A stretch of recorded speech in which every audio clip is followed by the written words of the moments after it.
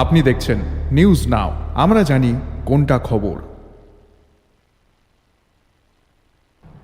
টানা বৃষ্টিতে গোমতী নদীর জল বাড়ার ফলে একেবারে কিনারায় বসত ঘরগুলি। আবারও জানাই যে টানা বৃষ্টিতে গোমতী নদীর জল বাড়ার ফলে একেবারে কিনারায় বসত ঘরগুলি।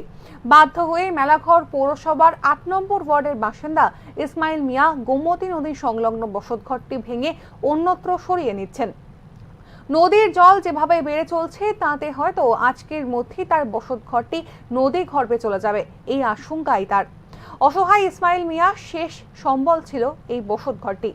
আগামী দিনে তিনি কি করবেন, কোথায় থাকবেন, পরিবার নিয়ে এই চিন্তাতেই মগ্ন তিনি। শুনুন তার প্রতিক্রিয়া।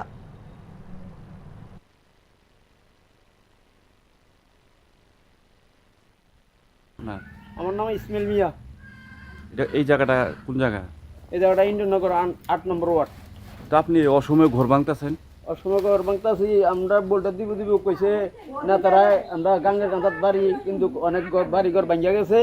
এখন আমার তো ভাঙ্গার পথে এদিন আন্দোলন করছি, আমরা আরো অ্যারেস্ট করে এই করে থানার লোকে, কিন্তু আমরা কোনো সরকার থেকে কোনো পাইছি না। না এখন ঘর ভাঙতেছেন কে রে? আপনার ঘর এই তো ঘর তো নদী নিয়ে গেতেছে, এখন গাঙ্গে নিয়ে গেতেছে, পালা তুলতেছে গাঙ্গের মধ্যে ভাঙতেছি। তো আপনার এই বসতঘর যে ভাঙে নিতেছেন, আপনার কোনো অন্য কোনো জায়গা আছে নি? না, অন্য কোনো জায়গা নাই আমার। কোথায় থাকবেন এখন?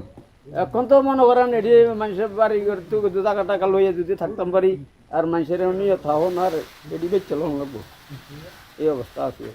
কালকে রাত্রে এই ঘর তো আর ঘুমাইছেন না? না, এগুলো ঘুমান থাক দূর কথা, উঠানে থাকতে তো কষ্ট হয়েছে।